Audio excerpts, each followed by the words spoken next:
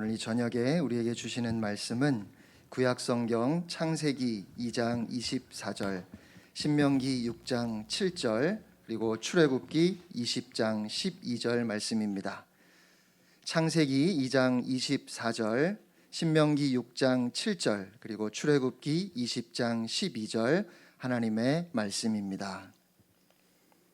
이러므로 남자가 부모를 떠나 그의 아내와 합하여 둘이 한 몸을 이룰지로다. 네 자녀에게 부지런히 가르치며 집에 앉았을 때든지 길을 갈 때든지 누워 있을 때든지 일어날 때든지 이 말씀을 강론할 것이며 네 부모를 공경하라. 그리하면 내 하나님 여호와가 네게 준 땅에서 내 생명이 길리라. 아멘. 기도 올리겠습니다. 성의 마지막, 그동안에 부어주신 은혜도 감사하고, 그리고 각자 비전을 품고 하나님 앞에 정성을 다해서 예물을 준비하고 우리의 비전을 함께 올려드립니다. 하나님 보셨지요? 그리고 보고 계시죠? 우리 남은 삶을 온전히 하나님 손 안에 올려놓습니다. 이제 우리 손에 맡기지 마시고 하나님 온전히 붙드셔서 하나님 비전 따라 살아가는 복된 인생 되게 하여 주시옵소서. 여기에 적혀있는 간절한 소원들, 우리의 꿈과 비전 하나님 거두시고 적절한 시간 개입하여 주셔서 그 꿈을 이뤄나가는 복된 인생 되게 하여 주시옵소서. 예물 받으시고 하나님의 거룩한 성 사역에만 구별하여 사용하여 주시옵소서. 예수님의 이름으로 기도드리옵나이다. 아멘. 이제 마지막 시간입니다. 먼저 인사부터 드리고 59분 설교를 하겠습니다. 끼니마다 풍성한 식사를 대접해 주셔서 여러분이 대접하는 분들을 위해서 간절히 기도하면서 그리고 식사를 대했습니다. 이제 학교 가면 또 학식을 먹어야 되는데 걱정이 됩니다.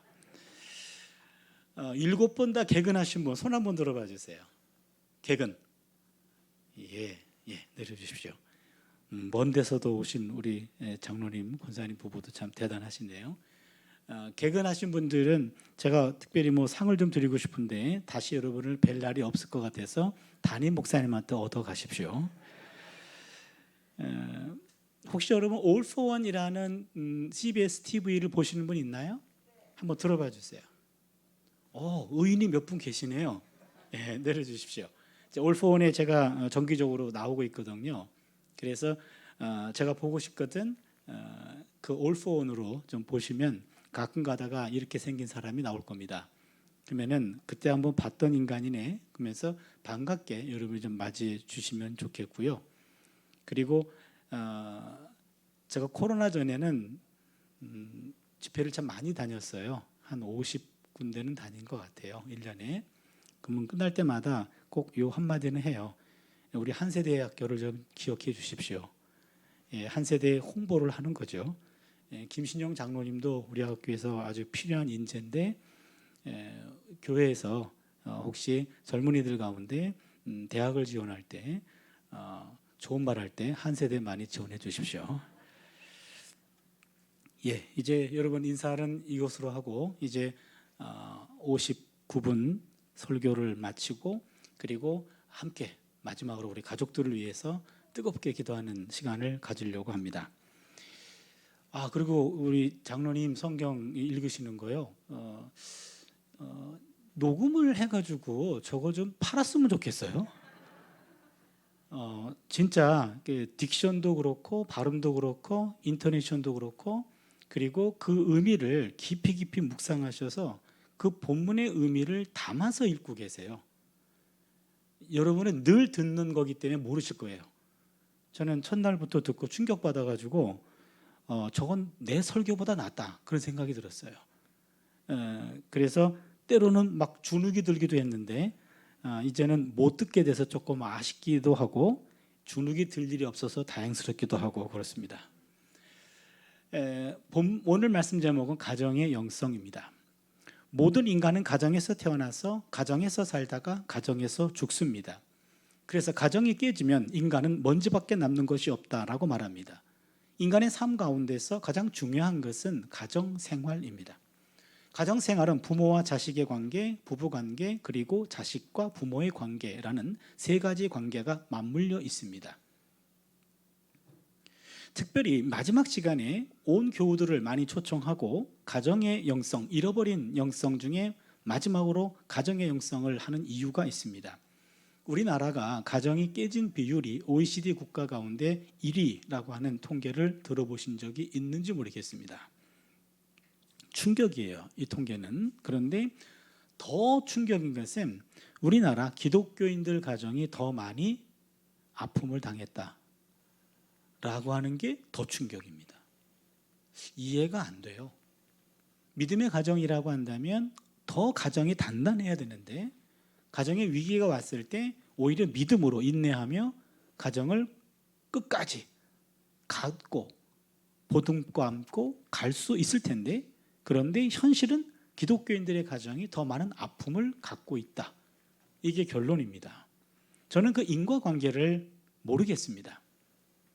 그런데 여기서 우리가 알 수 있는 것은 우리가 갖고 있는 신앙이 가정에 영향을 주지 못하고 있구나, 이겁니다. 우리의 영성이 가정에까지 공급되지 못하고 있구나. 무슨 말이냐면 가정생활에 성경적인 원리가 세워져 있지 않다라는 겁니다. 가정의 영적 질서가 확고히 뿌리를 내리지 못했고 영적 기준이 정립되지 못했고 영적 지침 같은 것이 필요하다라는 얘기죠. 쉽게 얘기하면 가정의 영성이 필요하다라는 겁니다. 막연한 가정이 아니라 이 가정이 무너지면 우리 인생은 무너지고 가정이 흔들리면 인생이 흔들립니다. 가장 중요한 가정인데 우리가 그동안 가정의 영성을 너무 소홀히 다룬 것은 아닌가. 오늘 그 문제를 함께 고민하고 해결해 보려고 합니다. 먼저 여러분에게 묻겠습니다. 어떤 사람이 결혼을 했습니다. 아내와 어머니. 어머니 한 분밖에 없는 남자였는데 이제 장성해서 이제는 아내를 얻게 되었습니다. 그런데 안타깝게도 고부간의 갈등이 생겼습니다. 그래서 아내와 어머니 두 여인 중에 한 분만 택해야 되는 안타까운 상황에 놓이게 되었습니다. 만약에 여러분이 이 남자의 상황이라면 누구를 택하겠습니까? 답변하지 마세요. 가족과 함께 앉아달라고 그랬는데 잘못 답변했다가는 화가 미칩니다. 머릿속으로만 생각하세요. 과연 누구를 택하는 것이 성경적인 원리일까? 이게 오늘 우리 숙제입니다. 누구를 택하는 것이 성경적인 원리입니다. 우리 세속적 가치관이 아니고 성경의 원리입니다. 이 문제에 대한 답을 찾아보겠습니다. 첫 번째, 성경적 인간관계 순서를 좀 보겠습니다. 최초의 인간이 창조되기 전에 세상에는 하나님 한 분밖에 없었습니다. 하나님은 온 우주를 창조하시고 하나님의 파트너로 인간을 창조했습니다. 최초의 인간은 하나님하고만 관계를 맺고 살았습니다. 첫 번째 관계는 인간과 하나님과의 관계입니다. 그러던 어느 날 하나님은 사람이 독초하는 것 좋지 못하다고 생각하시고 그를 위하여 돕는 배필을 만들어 주셨습니다. 하나님은 우선적으로 동물 가운데서 인간의 짝을 찾으려고 했지만 그 가운데 없었습니다. 그러자 하나님은 최초의 인간을 깊이 잠들게 하시고 그 사람의 갈빗대 하나를 가지고 또 한 사람 만들었습니다. 그렇게 해서 남자와 여자가 생겼습니다. 두 사람은 하나님의 주례로 최초의 부부가 됩니다. 두 번째 인간관계가 형성이 되네요. 두 번째 관계는 부부 관계입니다. 첫 번째 관계는 하나님과의 관계였고 두 번째 인간관계는 부부 관계였습니다. 두 사람이 한 몸이 되었습니다. 자식을 낳았습니다. 이제 비로소 부모와 자식의 관계가 생겨나게 됩니다. 세 번째 관계입니다. 부모와 자식의 관계입니다. 성경적 인간관계 순서를 보니까 첫 번째는 인간과 하나님과의 관계고 두 번째는 부부 관계고 세 번째는 부모와 자식의 관계입니다. 이 순서는 인간관계의 중요성을 그대로 가르쳐주고 있습니다. 인간이 맺는 관계 가운데 가장 중요한 것은 하나님과의 관계예요. 인간관계를 맺는데 눈에 보이지 않는 하나님과의 관계가 가장 근본이다라고 하는 것이 성경의 가르침입니다. 그리고 인간이 맺는 관계 가운데 가장 중요한 것은 부부관계입니다. 그 다음이 자식과의 관계고 그 다음이 부모와의 관계입니다. 이 순서를 잘 기억하셔야 됩니다. 인간관계에서 가장 중요한 것은 하나님과의 관계예요. 그 다음에는 부부고 그 다음 자식이고 그 다음 부모라는 겁니다. 이러한 순서의 중요성은 신약성경 에베소서에서도 그대로 반영되어 있습니다. 에베소서 5장 21절부터 6장 4절까지 내용은 인간관계에 대한 가르침입니다. 이 단락은 가정지침이라고 말합니다. 하우스 코드라고 얘기합니다. 성경이 말하는 가정지침의 원리가 그 안에 다 들어가 있습니다. 그런데 에베소서 5장 21절을 보시면 그리스도를 경외함으로 피차 복종하라 이렇게 시작합니다. 최근에 신약학자들은 에베소서 5장은 21절부터 읽어야지 22절부터 읽으면 안 됩니다 이렇게 얘기합니다. 여러분은 5장 21절부터 읽거나 22절부터 읽거나 그게 뭔 대수냐 그러는데 아닙니다. 굉장한 차이가 있습니다. 5장 22절은 부부관계를 얘기하는데 5장 21절에서 그리스도와의 관계를 얘기합니다. 가정관계의 토대가 되는 것은 모두가 가족 구성원들이 그리스도와 관계를 갖고 있을 때만 가능하다 이런 얘기예요. 그래서 에베소서 5장 21절 그리스도를 경외함으로 피차 복종하라. 먼저 인간관계를 논하기 전에 그리스도와의 관계를 가장 중요한 관계로 전제하고 있습니다. 그리고는 5장 22절을 보시면 아내들아 자기 남편에게 복종하기를 주께 하듯 하라. 아내들은 남편에게 복종하고 3절 내려가서 5장 25절을 보면 남편들아 아내 사랑하기를 그리스도께서 교회를 사랑하시고 그 교회를 위하여 자신을 주심같이 하라. 남편들은 사랑하라고 얘기합니다. 6장 1절을 보시면 자녀들아 주 안에서 너희 부모에게 순종하라고 말합니다. 6장 4절을 보시면 아비들아 너희 자녀를 노엽게 하지 말고 주의 교훈과 훈계로 양육하라고 얘기합니다. 그렇다면 여기 보시면 가정의 원칙을 말하는 에베소서에서 가장 먼저 말하는 것은 하나님과의 관계입니다. 이게 최우선적입니다. 하나님과 관계를 말하고 그 다음에 부부관계를 말하고 부모와 자녀의 관계를 말하고 있습니다. 여기서 중요한 원칙이 있습니다. 하나님과의 관계는 수직적인 관계입니다. 위아래입니다. 그러나 부부관계와 부모와 자녀의 관계는 수평적 관계입니다. 아내들이 남편에게 복종할 때 아래에서 위가 아닙니다. 남편들이 아내를 사랑할 때 위에서 아래가 아닙니다. 위아래는 하나님과 인간관계는 위아래가 있고 모든 인간관계는 옆에서 아내와 남편, 부모와 자녀도 옆에서 수평적 관계 속에서 상호 복종하는 게 원칙입니다. 인간관계 대원칙, 수직적 관계는 하나님하고만 수직적 관계, 모든 인간관계는 수평적 관계, 모든 인간관계는 상호 복종입니다. 그러기에 이놈의 교회 왔더니 위아래가 없네. 예, 잘 오셨습니다. 교회는 위아래가 없습니다. 위에 계신 분은 하나님 밖에 없고 나머지는 다 형제 자매가 돼요. 이게 성경에서 말하는 인간관계 기본 원칙입니다. 모두가 다 형제가 자매가 되고 수평적 관계를 형성하게 됩니다. 이런 원칙을 가지고 우리는 이제 부부관계, 자녀와의 관계, 부모와의 관계를 셋으로 나누어서 함께 말씀을 가지고 정리해 보겠습니다. 첫 번째 부부관계입니다. 부부는 한 몸입니다. 부부는 사랑과 신뢰의 관계입니다. 사랑과 신뢰의 관계. 우리가 본문을 3개를 읽었습니다. 하나하나마다 첫 번째 거는 부부관계, 두 번째 거는 자녀와의 관계, 세 번째 거는 부모와의 관계를 대표해 주는 본문입니다. 창세기 4장 24절 25절을 보시면 이러므로 남자가 부모를 떠나 그의 아내와 합하여 둘이 한 몸을 이룰지로다. 아담과 그의 아내 두 사람이 벌거벗었으나 부끄러워하지 아니하니라. 결혼과 동시에 남자는 자신의 부모를 떠납니다. 구약시대의 결혼 풍습은 신부가 부모 집을 떠나 신랑 집으로 들어가는 게 그 당시 결혼 풍습입니다. 신부는 부모의 집을 물리적으로 떠납니다. 신랑은 결혼해도 부모 집에 머물러 있는데 그러나 신랑은 몸은 부모 집에 살지만 정신은 부모를 떠나는 겁니다. 신부는 물리적으로 분리되고 신랑은 정신적으로 분리됩니다.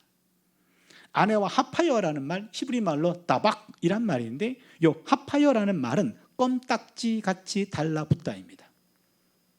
부부 사이가 합하게 되면 껌딱지같이 달라붙게 됩니다. 부부는 한 번 붙었다가 서로 헤어지면 이전의 온전한 상태로 되돌아가는 것이 아닙니다. 아무 일이 없었다는 듯이 깔끔하게 떨어지는 것이 아니라 찢어집니다. 서로 따박하기 전의 모습으로 돌아가는 게 아니에요. 서로 따박해서 껌딱지같이 달라붙으면 서로 하나가 된 거예요. 이거는 원래 상태로 분리가 안 되는 겁니다. 그래서 찢어진다라고 표현하고 깊은 상처가 남게 됩니다. 남자와 여자가 하나님이 짝지어 주신 짝을 만나 가정을 이루면 그 순간부터 양가의 부모로부터 독립돼야 됩니다. 그렇기 때문에 결혼식 때 아들 가진 부모는 며느리를 얻는 것이고 딸 가진 부모는 딸을 빼앗긴다라는 사고방식은 성경적 방식도 아니고 말 그대로 사고날 방식입니다. 시댁이고 친정이고 모두 빼앗기는 겁니다. 따라서 빼앗기기 전에 아들이고 딸이건 결혼시켰으면 다 그냥 먼저 주었다라고 생각하는 것이 속도 편하고 그것 또한 성경적입니다. 인생은 탯줄을 2번 끊어야 된다고 말합니다. 새로운 생명이 태어날 때 탯줄을 끊어줘야 아기도 살고 산모도 삽니다. 일정한 시간 안에 끊어주지 않으면 둘 다 위험합니다. 아기가 엄마 뱃속에 있을 때는요, 탯줄이 끊어지면 위험합니다. 연결돼 있어야 돼요. 그런데 배 바깥으로 나왔어요. 환경이 바뀌었습니다. 일정한 시간 내에 끊어주지 않으면 산모도 아기도 위험합니다. 그래서 끊어야 둘 다 삽니다. 그런데 탯줄 끊기는 한 번으로 끝나는 것이 아니라 그 아이가 장성했고요, 짝을 만났습니다. 결혼하게 됩니다. 출가하게 됩니다. 그때 또 한 번의 탯줄을 끊어야 됩니다. 정신적 탯줄입니다. 짝을 만나는 순간, 결혼하는 순간 더 이상은 내 자식이 아니다.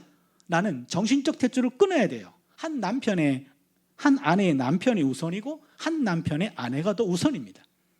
출가한 자녀들 집을 방문할 때요, 여러분 아들 집이라고 아무 연락 없이 아무 때나 들이닥치면 아니 되옵니다. 거기에 계신 여자분에게 허락받고 가셔야 돼요. 내 아들이기 이전에 한 여인의 남편이 더 우선입니다. 딸네 집이라고 아무 때나 들이닥치면 안 됩니다. 거기에 있는 남자분한테 허락받아야 돼요. 내 딸이기 전에 먼저 한 남편의 아내가 더 우선입니다. 정신적 탯줄을 끊어줘야 됩니다. 목사님, 우리 애가 결혼하더니 변했어요. 정상입니다. 결혼했는데 변한 게 없다? 위험합니다. 결혼하면 부모 중심이 아니고 부부 중심으로 바뀌어야 돼요. 서운하지만 그것을 인정해줘야 건강한 가정을 이룰 수가 있는 겁니다. 그래서 인간관계 가운데 가장 친밀한 관계가 부부관계입니다. 그 어떤 관계도 서로 벌거벗고 부끄럽지 않은 관계는 없습니다. 왜 그렇습니까? 부부는 원래 한 몸에서 왔기 때문입니다. 남편에게 아내는 자기 몸입니다. 아내에게 남편도 자기 몸입니다. 그래서 에베소서 5장 28절을 보니까 이와 같이 남편들도 자기 아내 사랑하기를 자기 자신같이 할지니 자기 아내를 사랑하는 자는 자기를 사랑하는 것이라. 부부 사랑은 알고 보면 자기 사랑입니다. 그래서 부모와 자식의 관계는 일촌인대 반해서 부부는 서로 무촌지간이라고 말합니다. 부모보다 부부가 더 가까운 관계입니다. 부부는 영순이에요. 무촌이잖아요. 부모는 일순이에요. 일촌이잖아요. 형제자매는 이순이에요. 이촌이잖아요. 그럼 가정 내에서 의견이 충돌할 때 누구의 말을 들어야 됩니까? 일순이에게 휘둘리면 안 됩니다. 이순이에게 현혹되면 안 됩니다. 영순이 말을 들어야 됩니다. 배우자의 말을 들어야 됩니다. 배우자는 영순입니다. 정신과 전문의 박성덕 박사라는 분이 있는데요, 이분이 12년 동안 부부 치료를 전념해 왔던 분입니다. 이 양반이 EBS의 60분 프로 부모 그리고 남편이 달라졌어요 라는 프로그램의 책임 전문가이기도 했는데, 그동안의 부부 치료의 경험을 바탕으로 해서 우리 다시 좋아질 수 있을까라는 책을 썼는데, 그 책의 내용입니다. 부부 갈등을 해소하려면 빙산의 뿌리를 보아야 된다. 빙산은 얼음산이죠. 그래서 물 위에 떠 있는 얼음산인데 빙산의 꼭지는 보이는 부분은 얼마 되지가 않습니다. 물속에 잠긴 부분이 대부분이에요. 그래서 빙산의 위가 아니라 아래를 봐야 된다. 술, 외도, 고부 갈등, 경제 문제, 자녀 문제 등 부부 싸움을 일으키는 원인들의 밑바닥에는 부부 간의 정서적 친밀감의 욕구가 깔려 있다. 이 대목입니다. 눈에 보이는 부분이 아니라 눈에 보이지 않는 대부분은 부부간에는 정서적 친밀감의 욕구가 깔려 있다. 친밀감의 욕구란 식욕, 수면욕과도 마찬가지로 그날 채우지 않으면 안 되는 인간의 기본적인 욕구입니다. 여러분, 식욕과 수면욕 기본적인 욕구입니다. 이거는요, 어떤 사람도 아무리 한 끼를 잘 먹어도 그 다음 끼니 되면 또 밥 달라고 그래요. 세 끼를 먹어야 됩니다. 기본적인 욕구입니다. 또한 수면욕, 하루에 7, 8시간은 자줘야지 내가 내 몸을 활용하는데 부대끼지 않아요. 그래서 기본적인 욕구는 충족돼야지만 기본적으로 하루하루를 건강하게 살아갈 수가 있습니다. 그런데 요 식욕과 수면욕은 때로는 혼자도 해결할 수 있습니다. 밥 안 해주면 라면 끓여 먹으면 되고요. 요즘 배달의 민족이 얼마나 발달됐나요? 그냥 혼자 해 먹을 수 있어요. 시켜 먹을 수 있습니다. 잠, 같이 앉아주면 어때요? 어린애입니까? 혼자 주무세요. 그렇죠? 혼자서 해결이 가능한데 친밀감의 욕구는 타인과의 관계에서만 채워지기 때문에 상호적 노력이 필요합니다. 따뜻한 친밀감이 없이 어린아이가 정상적으로 성장하지 못하듯이 부부관계도 따뜻한 친밀감이 교류돼야 됩니다. 부부 사이에 정서적 친밀감이 사라지면 서로 대화가 이루어지지 않습니다. 그렇다면 화를 내든지 입을 다물어 버립니다. 그러면 아내는 남편에게 사랑받지 못한다라고 생각하고 남편은 아내에게 인정받지 못한다라고 오해합니다. 이쯤 되면 사소한 일이 생겨도 서로 죽이고 싶을 만큼 상대가 미워집니다.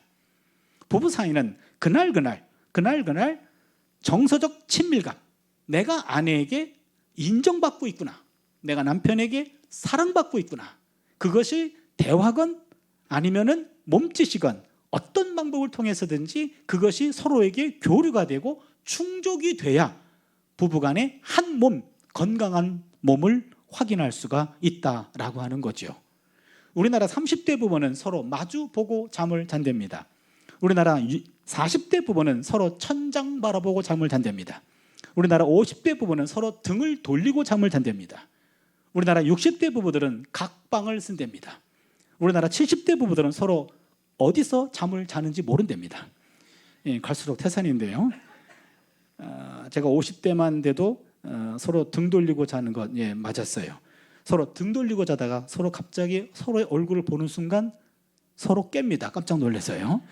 그리고 아내가 60대만 지나가면 이제는 각방이다 그렇게 벼르고 있어요. 세고 있는데 저는 60이 넘었는데 제 아내가 올해가 60이 되는데 제가 만으로 따지자 그렇게 해서 버티게 들어가고 있는데요. 그리고 각방을 쓰는 건 성경적이지 않아. 성경을 좀 제대로 봐 하면서 지금 세뇌 교육을 시키고 있는데요.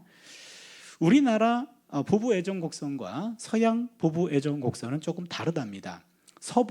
서양 부부 애정 곡선은 U자형을 그린답니다. 신혼 초 가장 관계가 좋아요. 그리고 자녀를 낳고 키우면서 점점 애정 곡선이 아래로 하강으로 떨어진답니다. 그리고 이 아이를 이제는 출가하실 때, 출가하고 둘만 남을 때 그때 바닥을 찍으면서 다시 올라간대요. 그러게 서양 부부들을 보면요, 서로 나이가 지긋하신 분들이 서로 손도 잡고 다니고, 그렇죠? 서로 커플티도 있고요. 서로 지긋한 눈으로 보는 것이 그렇게 아주 자연스러워 보이고 좋아 보여요. 그런데 우리나라 부부 애정 곡선은요, 신혼 초 좋은 건 똑같아요. 장녀 때 바닥 찍는 건 똑같습니다. 그리고는 우리는 그냥 쭉 간답니다. 우리는 L자형이래요. 서양 부부는 U자형 다시 좋아지는데 우리는 좋았다가 바닥 찍고 쭉 L자형입니다. 그래서 우리나라 70대 80대 부부들 길거리 가는 거 보면 서로 손잡고 가지 않아요. 손잡고 가면 얼레리 껄레리 그럴 거예요. 그렇죠? 앞서거니 뒷서거니예요. 조용히 안 가요. 서로 소리 지르면서 가요. 천천히 좀 가라 이 왼수야. 너 좀 빨리 좀 와라. 이러면서 싸우면서 가요. 그렇죠? 만약에 서양 부부가 서로 커플티를 입었다. 좋아 보여요. 근데 우리나라 70, 80대신 부부가 서로 커플티를 입었다. 치매 의심돼요. 그렇죠? 요즘에는 이제 이런 것이 조금 바뀌어서 이제는 서양 부부 애정 곡선 같이 우리 선배들은 L자형이었는데 서양은 U자형이었는데 요즘 세대는 이제는 찌그러진 U자형으로 가고 있다고 하는 거예요. 찌그러진 U자형. 그래서 여러분들 요즘에는 얼라리 안 그래요. 이제는 7, 80대도 손잡고 다니고 서로 커플티도 있고요. 서로 별짓을 다 하셔도 괜찮습니다. 그것이 노년을 건강하게 지내는 방법이고, 자녀들이 겉으로는 놀리는 것 같아도 정서적으로는 마음이 따뜻해지고요. 그리고 안정감을 자녀들에게 주는 겁니다. 인구보건복지협회에서 남편과 아내 사이에 올해 가장 필요한 것이 무엇입니까? 매년 1등, 대화와 소통입니다. 부부 사이에 가장 필요한 것은 대화와 소통입니다. 결혼을 지탱해 주는 힘도 대화와 소통입니다. 그날 있었던 일과를 서로 나누는 거예요. 이 시간에 만약에 배우자가 있는데 이 옆에 자리에 없어요. 그러면 이 시간에 어디 있는지 그 정도는 알고 있어야 되죠. 누구를 만나는지 그 정도는 알고 있어야 되죠. 둘이 무슨 말을 했는지 그것까지 알려고 하면 스토커입니다. 말해주면 들어주면 돼요. 그러면서 서로에게 있어서 서로의 절친 정도는 알고 있어야 되고, 서로 일상에 대해서 오늘 누굴 만나고 있고 뭔 일을 하고 있구나, 그 정도는 대화가 돼야 그게 정상적인 부부관계입니다. 또한 인간관계 가운데 가장 민감한 관계가 부부관계입니다. 서로가 무촌관계라는 점은 그만큼 친밀하다는 사실도 말하지만 서로 간의 사랑과 신뢰가 무너지면 무관한 관계예요.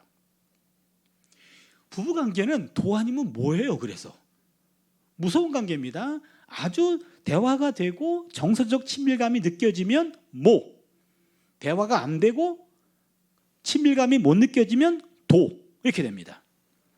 그러기에 인간관계 가운데 가장 신경 많이 써야 되는 것, 그게 부부관계입니다. 인간이 느끼는 스트레스 강도를 심리학자가 통계를 했습니다. 자식의 죽음과 부모의 죽음과 배우자의 죽음 가운데 어떨 때 가장 스트레스가 강한가? 개인 차이가 있겠습니다만 가장 스트레스가 강한 것은 배우자의 조기 사망입니다.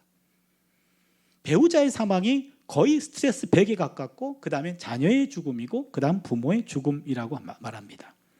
부부관계는 살아있는 화초와 같아서 계속 물을 주고 벌레도 잡아주고 적당한 햇볕을 쐬게 해줘야 되는 생명체, 이것이 부부관계입니다. 부부관계에서 무엇보다 신뢰에 금이 가거나 신뢰가 무너지면 사랑으로도 극복이 어렵습니다. 사랑의 대부분은 신뢰가 차지하기 때문입니다. 인간관계의 핵심은 바로 부부관계입니다. 이 관계가 깨지면 모든 관계는 무너집니다. 부부간에 끊임없이 사랑과 신뢰의 관계를 쌓아갈 수 있기를 바랍니다. 두 번째는 자녀입니다. 자녀는 부모의 미래입니다. 자녀는 내 자신의 미래입니다. 그래서 희생과 가르침의 대상입니다. 자녀는 부모의 희생을 먹고 자랍니다.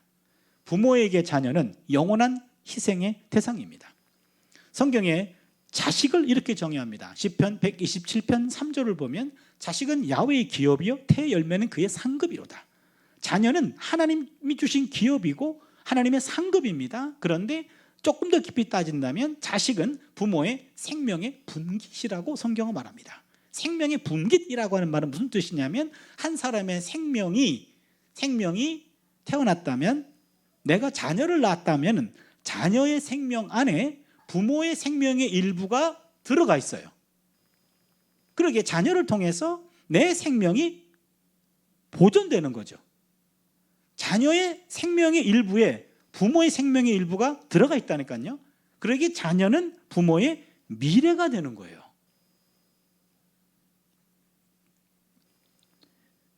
제가 우리 교회를 지금 60년 이상 다니고 있다 그랬잖아요. 그러면 우리 교회에 8, 90 넘은 권사님 중에 몇 분은 제가 태어났을 때부터 저를 보셨어요. 그래서 가끔 우리 딸들한테, 야, 너가 차 목사님 딸이니? 예. 야, 너는 차 목사님 어릴 때하고 똑같이 생겼다. 그럼 우리 둘 딸은 그걸 인생의 저주로 알아요. 기분 대단히 나빠하고, 아빠 우리가 교회를 너무 오래 다닌 것 같아. 왜 그 할머니 왜 이렇게 오래 사는지 모르겠어. 이러고 진짜 짜증내고 힘들어해요. 거의 막 한두 달 교회를 안 갈 정도로 정말 힘들어하는데, 그런데 저는 그 얘기를 들을 때마다 마음은 따뜻해요. 아니, 지들이 날 닮아야지 남 닮으면 안 되잖아요. 그렇죠? 우리 아이들의 모습 속에 내 일부가 느껴진다라는 것은 그 아이들의 생명 안에 내 생명의 일부가 들어가 있다는 것이 증명된 거잖아요. 자녀들은 우리의 미래가 되는 거예요. 자녀는 나의 미래가 되는 겁니다. 가끔 가다가 제 아내랑 우리 애들 안 듣는 데서 그런 얘기해요. 하나님이 우리에게 주실 복이 아직도 남아있다면 우리 그거 안 받고 우리 애들한테 적당히 나눠주면 좋겠다. 가끔 그런 기도 하거든요. 그러면 하나님이 너네는 필요 없니? 예, 필요 없습니다. 그러면은 남 준다. 잠깐, 남 줄 바에야 우리 주세요. 우리 애들 준다니까 양보하는 거지 남 주는 것까지는 아직은 것까지는 아닙니다. 자녀에게 주는 거를 희생이라고 생각하는 부모는 없어요. 남들이 보면 희생인데 부모는 당연한 것으로 생각합니다.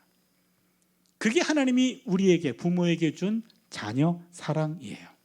왜 그렇습니까? 자녀는 부모의 미래가 되기 때문에 나의 미래를 위해서 아낌없이 희생을 감수하는 겁니다. 몇 년 전이었습니다. 부산에 서부 아미파출소 경찰이 출동했어요. 할머니 한 분이 보따리 2개를 들고 1시간째 동네를 서성인다는 신고를 받고 출동한 겁니다. 할머니는 경찰관이 어떤 질문을 해도 딸이 아기를 낳았어, 병원에 있어, 이 말만 반복해요. 내 딸이 아기를 낳았다니까, 병원에 있다니까, 이 말만 해요. 딸이 누군지, 할머니가 누군지, 병원이 어딘지 할머니는 본인의 이름조차 모릅니다. 치매를 앓고 계셨어요. 아무리 얘기해도 기억이 하나도 없어. 근데 짜증만 내. 내 딸이 아기를 낳았다니까, 지금 병원에 있다니까. 근데 그 경찰이 똑똑했던 것 같아요. 그때가 9월쯤이었는데 할머니 행색을 보니까 슬리퍼를 신고 있더래요. 아, 그러면은 동네 주민이겠네. 그래서 할머니와의 실랑이를 뒤로 하고 수소문을 해서 할머니가 누군지, 딸이 어느 병원에 있는지 그것을 알아냈습니다. 할머니를 병원으로 모셔드렸습니다. 병원에 들어가자마자 할머니는 보따리를 풀어 제꼈는데 그 보따리 안에는 출산할 딸을 위해서 준비한 미역국, 나물 반찬, 그리고 흰 밥이었습니다. 미역국은 이미 다 식었습니다. 할머니가 딸에게 어여 무라, 어여 무라. 딸을 위해서 내놓은 음식에 그 병실은 온통 눈물바다가 되었답니다. 치매에 걸려서 모든 기억이 다 사라졌어도 자식을 향한 부모의 사랑은 머리가 아니라 가슴에 새겨져 있어서 지워지지가 않았던 거예요. 치매도 자식 사랑 앞에서는 항복했던 모양이에요. 모든 기억은 다 잃었지만 우리 애가 아기를 낳았어. 그럼 내가 미역국 끓여야 돼. 흰밥을 먹여야 돼. 나물 무쳐야 돼. 바로 이게 자식에 대한 부모 사랑이죠. 자식에게 버림받은 할아버지 할머니, 일명 독거 노인들이 우리나라에 꽤 많습니다. 제가 매번 통계를 따라가고 있는데 240만까지 봤어요. 그 독거 노인들, 그 주변에 복지사들이 있고, 그리고 그 할머니 자녀 한 명이 있다는 통계가 잡혀가지고 할머니에게 돌아갈 혜택이 지금 막혀 있어요. 그 자식 이름 알려주세요. 내가 찾아올 테니까.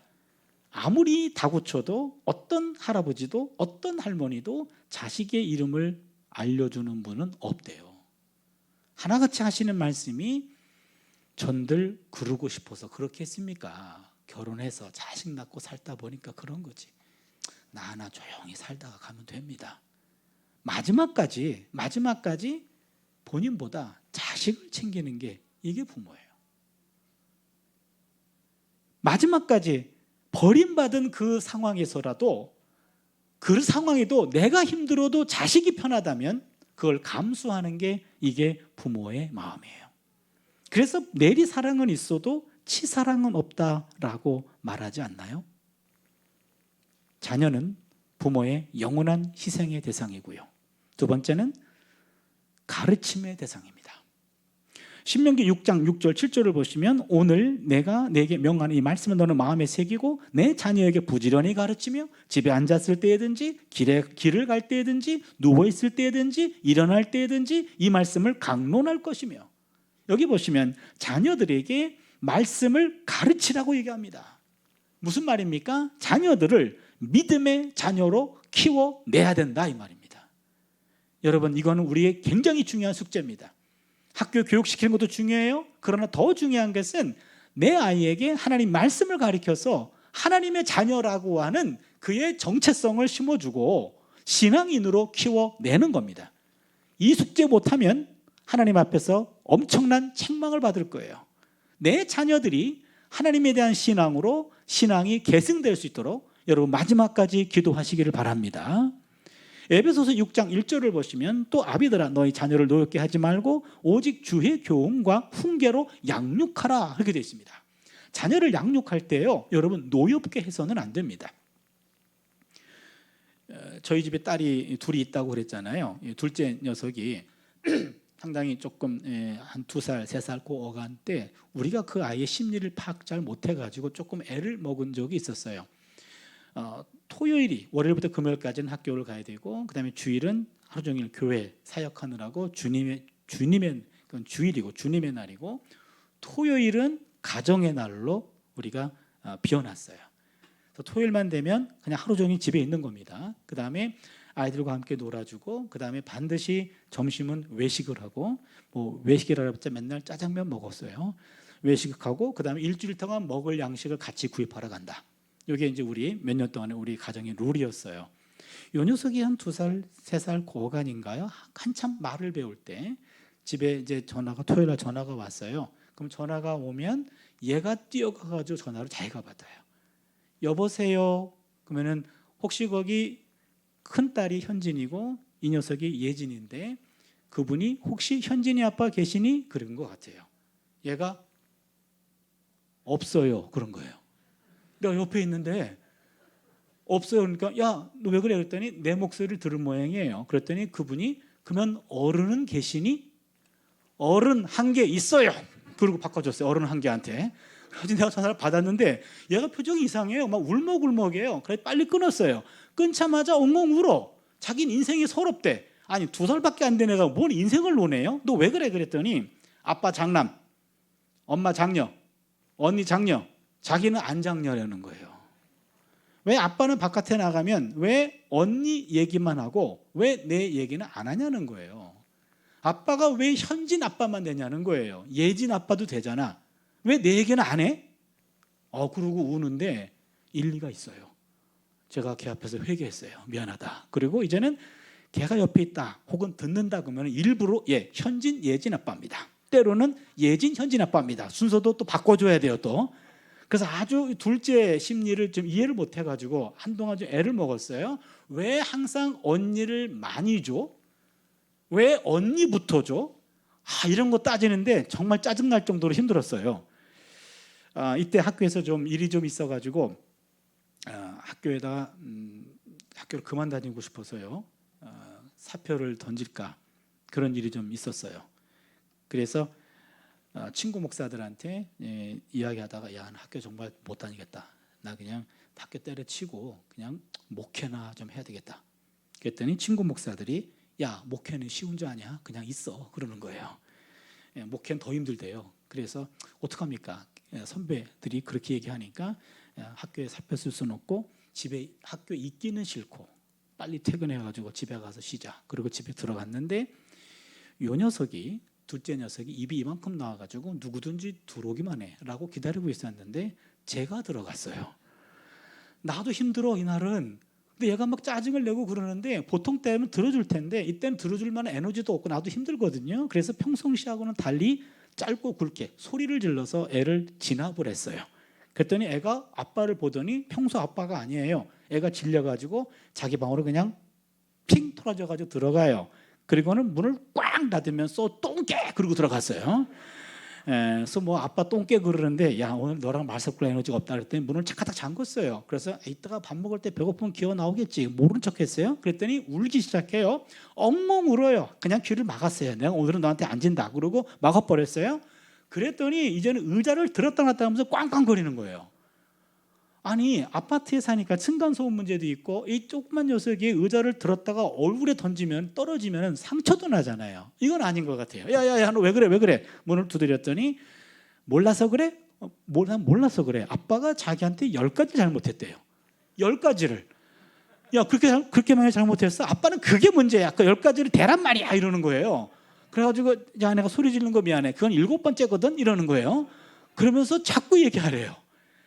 문 밖에 서가지고 한 10가지 말하는데 한 1시간 걸렸어요. 다 끝나고 나오더니 문 열어주더니 다음부터는 조심해. 그러고 나왔어요. 근데 그 문제가 해결이 안 됐어요. 그래서 또 며칠 뒤에 또 학교에 있기는 싫고 집에 들어가는데, 집에 들어가면 또 이 녀석이 입이 나올 텐데 그 놈의 입이 자주 나오더라고요. 근데 어떡합니까? 일단 들어갔어요. 들어갔더니 아니나 다를까 그 입은 또 나왔어. 이거 어떻게 하면 좋지? 이거 말할 수는 없고 소리 지르면 또 지난번 같이 1시간 회개해야 되고. 그런데 제 아내가 들어오고 있어요. 너도 한번 당해봐라. 난 내 방으로 들어갔어요. 그때 내 아내가 애를 만났어요. 만나가지고 애가 말하는데 막 짜증을 내면서 얘기하는데 그 얘기를 들어줘요. 그리고 뭔가를 또 얘기를 해요. 애가 또 짜증내고 얘기해요. 뭔가 또 엄마가 얘기를 해요. 내가 보니까 서로 똑같은 얘기 계속하고 있어요. 한 1시간 정도 얘기를 하고 있는 거예요. 자기 남편한테 그렇게 해주면 얼마나 좋을까요? 자기 남편한테 아까 얘기했잖아 라고 2번 얘기 안 하는 사람이 지 딸하고는 1시간 동안 똑같은 얘기를 주고받고 있어요. 한참 동안 얘기하고 나더니 애가 엄마 내가 짜증내서 미안해 하고 울면서 서로 화해하고 끝나더라고요. 이야기를 들어준 사람은 오히려 회개를 받아냈는데 소리 지른 사람은 1시간 동안 회개했어요. 여러분, 자녀라고 해서 함부로 대하면 안 됩니다. 자녀들을 노엽게 하지 말라 그랬어요. 강요해서도 안 되고 설득해야 됩니다. 무력을 사용해도 안 돼요. 말로 설명해야 돼요. 힘으로 눌러서도 안 됩니다. 이해시켜야 됩니다. 주의 교훈과 훈계로 양육해야 됩니다. 칼릴 지브란이 예언자라는 책에서 이런 말을 남겼습니다. 아이들은 그대들을 통해 이 세상에 왔을 뿐 그대들의 것은 아닙니다. 이 말이 맞습니다. 시리아의 현인인데 이분이 하시는 말씀이 아이들은 그대들을 통해 이 세상에 왔을 뿐 그대들의 것은 아닙니다. 육신의 부모 사실 양부모예요. 내 자식 내가 낳지만 나는 양부모고 우리 아이의 친부모는 하나님이에요. 그렇잖아요. 그러면은 내 고집, 내 기분대로 자녀를 양육할 것이 아니라 이 아이의 친부모는 어떤 생각을 하고 있을까? 그게 바로 주의 교훈과 훈계입니다. 그래서 하나님의 말씀을 깊이 보고 말씀을 따라서 너의 친부모인 하나님 말씀에 따르면 이런 거야 라고 하나님 말씀을 중심으로 가르쳐야 되죠. 자녀들은 말로 가르치면 따지고 몸으로 가르쳐야 따릅니다. 말로 가르치면요 아빠도 그렇게 안 하잖아 라고 튕겨져 나가요. 그런데 몸으로 가르치면 말없이 따릅니다. 그렇잖아요. 야 성경 좀 읽어라. 그렇게 말하지 말고요 그냥 본인이 읽으세요. 기도 좀 해라. 말하지 말고 본인이 기도하세요. 그 뒷모습을 자녀들은 말없이 보고 있고 말없이 따라하고 있어요. 자녀들은 말로 가르치면 따집니다. 몸으로 가르치면 따릅니다. 영성가인 헨리 나우엔이 자녀는 잠시 머무는 손님입니다 라고 말했습니다. 저는 이 말도 공감이 됩니다. 자녀는 우리 집에 잠시 머무는 손님이에요. 뭔 얘기인지 아시죠? 한 30대 요즘 좀 늦게 결혼하죠. 30대 돼가지고 짝 만나면 집을 떠나요. 그렇죠? 아닌가요? 예, 떠나요. 그러니까 한 30년 안팎, 뭐 길면 35년까지, 뭐 캥거루 조금 40년까지 있을지 모르겠어요. 아무튼 품 안에 영원히 있는 것이 아니라 때가 되면 떠납니다. 그런데 잠시 머무는 손님이기 때문에 손님 대접을 해야 됩니다. 손님인 자녀께서 초등학생이나 중고등부 시절에 시험을 봐서 성적표를 받아왔는데 그 성적표를 보고 이걸 성적이라고 받아왔냐? 라고 말씀하시면 손님에 대한 이해가 아닙니다. 손님 이번 달 시험은 조금 심하셨네요. 이 정도만 이야기해도 손님 눈치 빨라요. 거기에 인격 모독을 하면 나중에 이 집구석 떠날 때 그냥 내가 실컷 욕하고 떠날 겁니다. 그러시면 아니 되옵니다. 손님이 잠시 머무는 기간 동안 언젠간 떠난다라는 생각으로 끊임없이 품어주고 이해하셔야 됩니다. 자녀는 부모에게 칭찬과 격려를 원합니다. 자녀를 양육할 때는 한없이 부드러워야 됩니다. 수치심과 모멸감을 주어서는 절대로 안 됩니다. 꼭 기억합시다. 자녀들은 희생과 가르침의 대상입니다. 마지막 세 번째는요, 부모입니다. 부모는 약자예요. 약자인 부모는 돌봄과 공경의 대상입니다. 부부는 한 몸, 사랑과 신뢰의 관계, 자녀는 부모의 미래, 희생과 가르침의 관계, 부모는 약자, 그래서 돌봄과 공경의 대상이에요. 출애굽기 20장 12절이죠. 내 부모를 공경하라. 그리하면 내 하나님 야훼가 내게 준 땅에서 내 생명이 길리라 그랬습니다. 여러분, 10번 이게 10계명 중에 5계명이죠. 10계명은 어린 아이에게 준 계명이 아닙니다. 자식이 있고 이미 은퇴한 노인이 된 부모를 모시고 있는 성인 남자에게 준 계명이에요.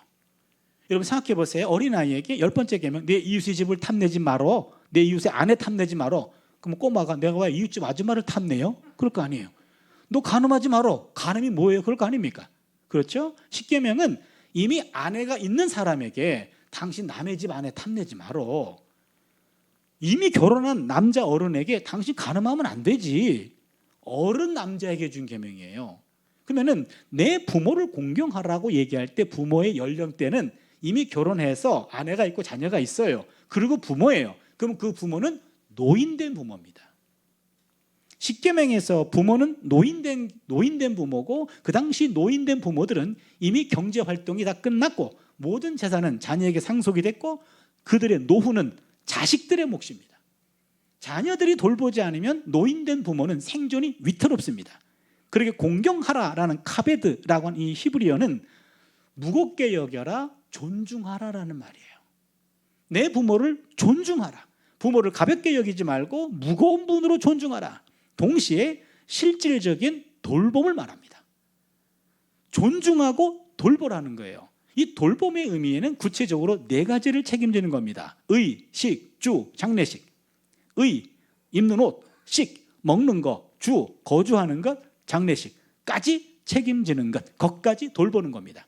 생존 시 필요한 일체를 제공하며 장례까지 책임을 지는 것. 그게 공경이 갖고 있는 문자적인 의미입니다.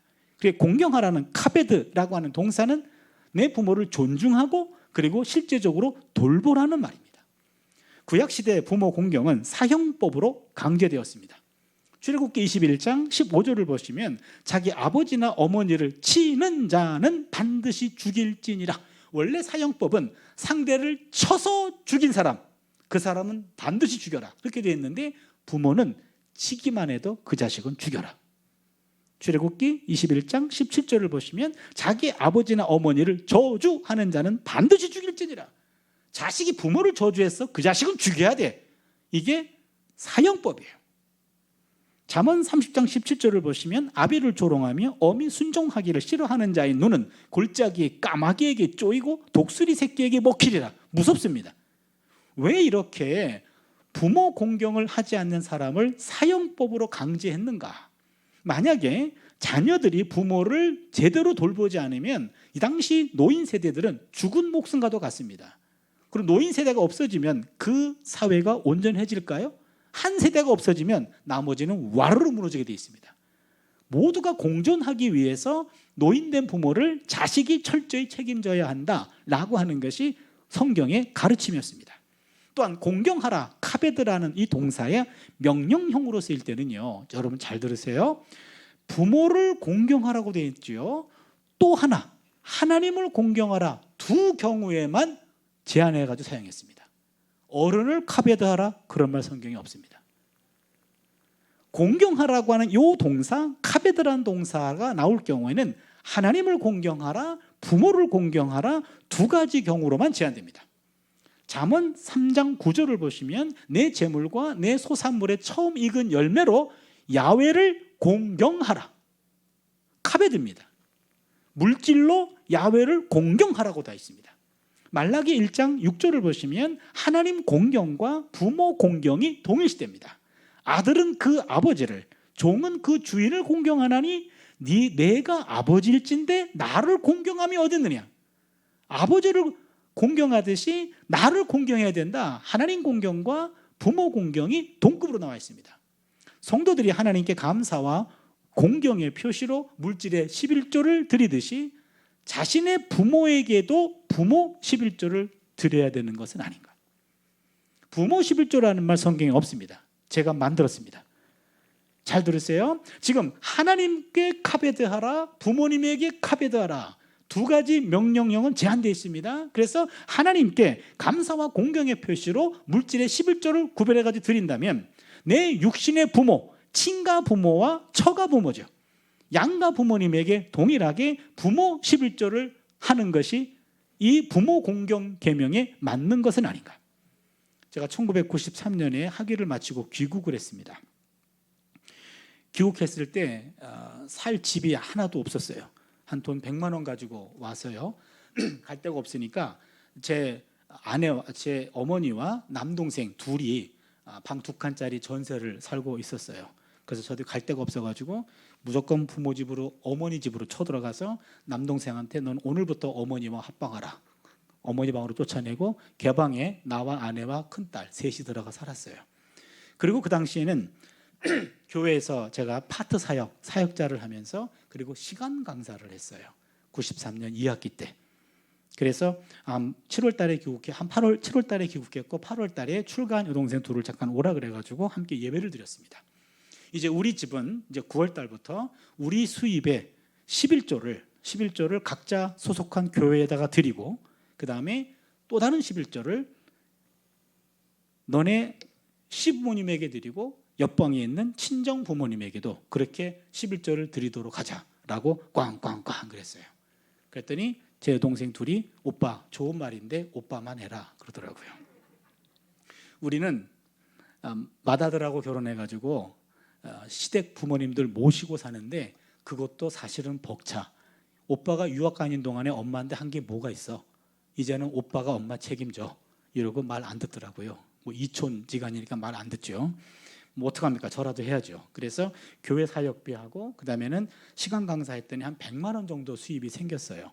그래서 10만 원 교회에서 11조, 10만 원은 옆방에 살아계신 어머니에게 11조, 10만 원은 지방에서 목회하고 계시는 장모님에게 11조. 그렇게 10에 3을 드린 거죠. 한 2달 정도 지났나요? 제 아내가 좀 심각하게 여보 좀 상의할 게 있어. 뭐야? 그랬더니 그 부모 11조 꼭 그렇게 해야 돼? 왜? 그랬더니 부모 11조 하면은 무슨 문제가 있어? 생활이 엉망이야. 안 하면 빠듯할 것 같아. 어차피 정상이 아니네. 그러면 그냥 하자 그랬어요. 어차피 생활이 정상이 아니라면 말씀대로 하자. 알았대요. 또 2달쯤 지났어요. 그랬더니 주일날 저녁에 당신한테 할 말이 있다고. 눈초를 보니까 또 하자 그랬다가 네가 살림해 그럴까 봐. 제가 눈은 작아도 눈치는 빠르거든요. 그래서 여보 이렇게 하자. 11조는 하나님에게 드리고 또 다른 11조를 반 뚝 자르자. 뚝 잘라가지고 어머니하고 장모님에게 드리자. 그랬더니 그거는 괜찮겠대요. 통과. 그러면은 매달 드리기 곤란하니까 자동이체 시키자. 통과. 자동이체 했어요. 그리고 이제는 양가 부모님에게 그를 11조를 그렇게 드리고 있고 지금은 수입이 늘어났기 때문에 조금 액수가 늘어났겠죠. 그런데 저희 장인어른 수지 맞으셨어요. 지금은 이제 은퇴해서 원로 목사님이시고 지난주에 이제 하나님 품에 안기셨는데 제가 대학에 있고 제 아내도 대학에 있거든요. 두 대학 교수 11조가 건너가잖아요. 그리고 딸이 제 처제가 의사예요. 내 신랑을 의사를 데리고 왔네요. 의사 한 사람 11조가 교수 2사람 11조더라고요. 그리고 또 한 처제가 변호사예요. 근데 걔도 또 신랑을 변호사를 데리고 왔어요. 근데 그 당시 부동산 담당 변호사인데 그 당시 수입이 엄청 세더라고요. 변호사 한 사람 11조가 의사 2사람 11조예요. 변호사 한 사람 11조가 교수 4사람 11조더라고요. 이 대한민국 변호사 도둑놈들이더라고요. 그리고 막내는 회계사인데 얘도 11조가 만만치 않아요. 그래서 11조 모아가지고 이제는 장인 어른께 그렇게 드리고 지금까지도 드리고 있거든요. 현직에 있을 때보다 지금이 헐 난 거죠. 근데 늘 쪼들려 하셔가지고 어느 날 제 아내가 짜증을 내요. 아빠는 도대체 돈이 뭐가 필요하다고 우리가 아무리 계산해봐도 현직보다 지금이 헐 난데 지금 은퇴 그러니까 원로 목사님으로 매달 교회에서 일정한 생활비를 서포트 하거든요. 거기다가 자녀 11조가 만만치 않아요. 우리가 가산해봐도 현직보다 헐 나요. 근데 나 늘 쪼들리셔. 그래서 제가 그랬어요. 여보 그 나이가 되지 않고는 알 수 없는 크고 비밀한 돈 씀씀이가 있을 거예요. 그래서 따지지 말고 그냥 드리자 이랬어요. 그런데요. 어느 날 25일 아침 9시 반 제 어머니에게 전화가 왔어요. 차 목사, 예, 웬일이세요? 야 부모 11조가 안 온 것 같다. 어머님 부모 11조 내가 보내는 게 아니고 은행이 자동이체하기 때문에 아마 갈 거예요. 여기 은행인데 안 왔어. 한번 확인해 봐. 그러고 끊었어요. 끊자마자 장인어른 목사님이 전화하셨어요. 차 목사, 예, 부모 11조가 안 온 것 같다. 왜들 그러세요? 잠깐만 끊어보세요. 그리고 은행에 연락했더니 자동이체 기간을 최장기로 했는데 그게 끝난 거예요. 그리고 빨리 연락해가지고 다시 최장기로 연장시켜놨어요. 그때 처음 알았어요. 양가 부모님들이 민감하구나. 25일 날 국민은행 아침 9시 반에 가가지고 찍어보는 거예요. 줄 서가지고. 그렇게 민감한지 몰랐어요. 우리 통장에 보면 부모 11조라고 적혀 있어요. 가끔 우리 딸들에게 보여줍니다. 보여주면 이거 뭔지 알아? 알아. 뭔데? 부모 11조잖아. 왜 보여주는지 알아? 알아. 우리도 할게. 그런 거죠. 받아내려고요. 받을 거예요. 여러분 다들 자녀 데리고 오라 그랬죠? 요것 때문에 오라 그런 거예요. 우리 자녀들한테 또박또박 부모 11조 받을 거예요. 우리는 둘 다 교수기 때문에 우리는 교원연금으로 우리 생활은 돼요. 그런데 그걸 받아내야지만 우리 아이들 아직 결혼도 안 했어요. 우리 아이들의 아이가 그거 보고 배워서 11조 할 거고요. 더 중요한 것은 하나님이 복 주신다 그랬어요. 내 부모를 공경하면 하나님이 복 주신다 그랬어요. 내가 주는 자녀들에게 주는 부모의 복보다 하늘의 복이 더 클 줄로 믿습니다.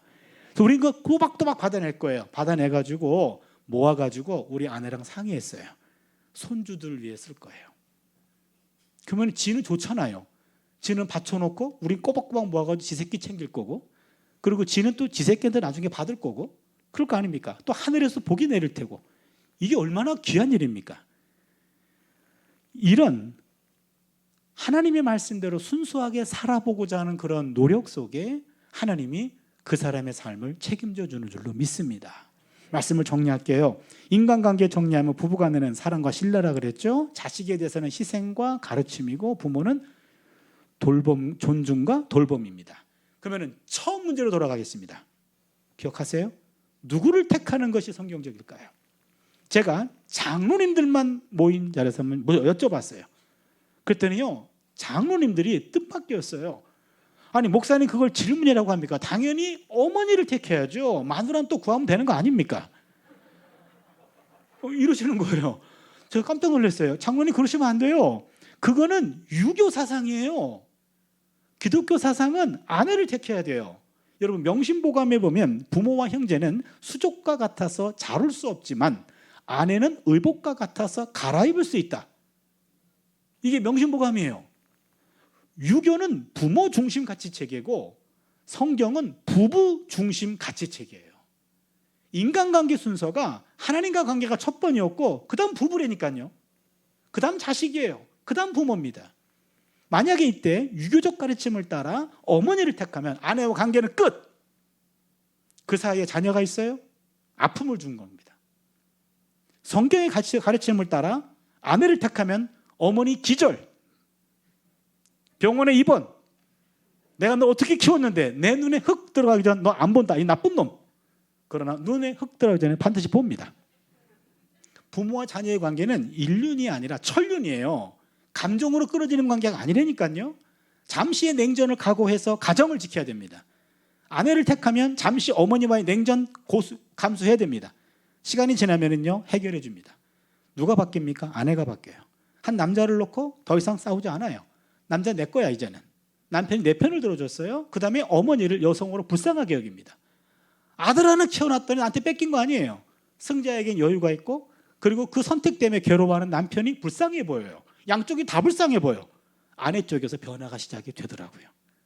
남 얘기가 아니라 우리 얘기예요. 성경적 순서를 여러분 따르십시오. 그래야 하나님이 역사할 수 있습니다. 두 가지를 생각하고 말씀을 마칠게요. 첫 번째, 자식들은요 부모 돌봄을 의식적으로 노력해야 돼요. 왜냐하면 자연적인 순서가 부부가 먼저고 그 다음 자식이고 그 다음 부모예요. 순서가 밀려요. 그렇기 때문에 의식적으로 노력하지 않으면 부모를 챙기는 것은요 멀어집니다. 부부는 한 집에 살아요. 한 방에 있어요. 한 이불 속에 있어요. 자녀는 한 집에 있어요. 다른 방에 있습니다. 부모는 다른 집에 있어요. 눈에서 멀면 마음도 멀어집니다. 부모는 자식에게 영원한 약자예요. 그렇기 때문에 약자인 내 부모는 내가 책임져야 됩니다. 그런 면에 있어서 부부 사랑보다 더 신경 써야 돼요. 부모 존중이 부부 사랑 못지않게 중요하고 부모 돌봄이 자녀 양육보다 못지않게 중요합니다. 두 번째는요, 부모들은 자식들이 효를 표했을 때 당연한 것으로 여기지 말고 고마워하고 고마움을 표하셔야 됩니다. 출가한 딸이 맛있는 음식점에 가가지고 맛있는 음식을 먹다가 친정 엄마가 생각나가지고 먹다 남은 음식을 바리바리 싸가지고 자기 친정 엄마를 갖다 줬어요. 여러분이 친정 엄마입니다. 기분이 좋을까요? 나쁠까요?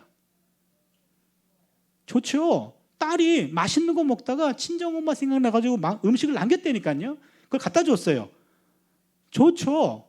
며느리가 맛있는 음식을 먹다가 시어머니 생각나가지고 남은 음식을 바리바리 싸가지고 시어머니를 갖다 줬어요. 여러분이 시어머니예요. 기분이 좋을까요? 나쁠까요?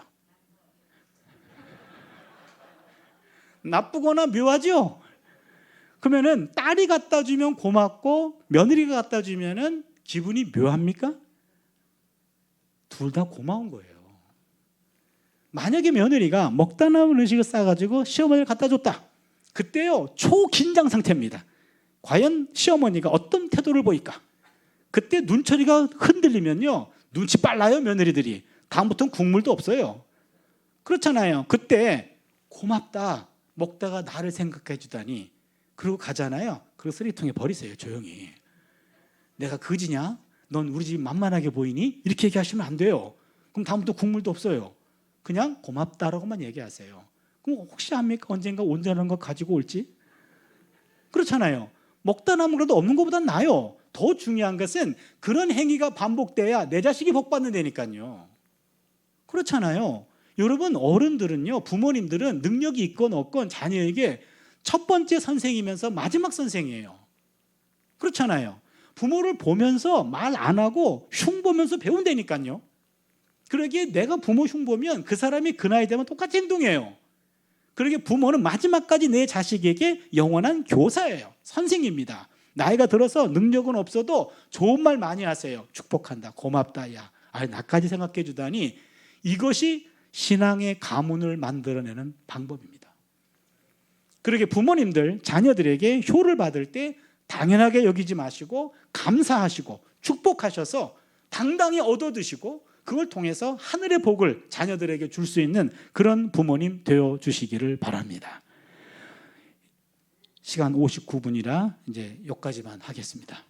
이제 우리 같이 찬양하고요, 함께 이제 기도할 텐데, 하나님 이 가정을 축복하소서, 하늘의 신령한 복으로 하나님 이 가정을 축복하소서, 땅의 기름진 복으로 가득히 채워주소서, 가득히 채워주소서. 주의 사랑, 주님의 평안, 주님이 주시는 기쁨, 자손 대대로 주님의 축복 영원히 주시옵소서. 모두 일어나십시오. 모두 일어나시고 가족별로 여러분 함께 좀 모아주시고 옆에 가족과 손을 좀 잡아주십시오. 함께 우리 가정을 위해서 여러분 축복하면서 함께 기도하는 시간을 갖도록 하겠습니다. 하나님 이 가정을 축복하소서. 함께 시작하겠습니다.